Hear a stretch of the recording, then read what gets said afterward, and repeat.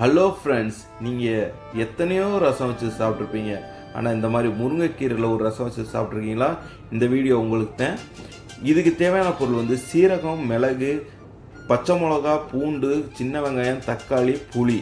இதை வந்து நம்ம ஒரு மசாலா அரைக்க போகிறோம். மிக்ஸி ஜாரில் போட்டு அந்த மசாலா அரைச்சி எடுத்தோடனையும் ஒரு கடாய் வச்சு அதில் கடுகு, சீரகம், மிளகு, சின்ன வெங்காயம், கருவேப்பிலை போட்டு நல்லா வதக்கி எடுத்தோனையும் நம்ம அரைச்சி வச்சுருக்க மசாலாவை போட்டு நல்லா வதக்கி எடுத்தோனையும் அந்த தக்காளியை கொஞ்சம் சாப் பண்ணி வச்சுருக்கோம், அதையும் போட்டுட்டு அந்த முருங்கைக்கீரை நல்லா கொழுந்து கீரையாக எடுத்துருக்கோம், அதை போட்டு நல்லா வதக்கி எடுத்துகிட்டு அதுக்கு தேவையான அளவு தண்ணி ஊற்றி தண்ணி நல்லா கொதி வரும்போது நம்ம தனியாக வேக வச்சுருக்க பருப்பு தண்ணி வந்து அதில் ஊற்றுறோம். அந்த புளியும் கரைச்சி ஊற்றிக்கிறோம்.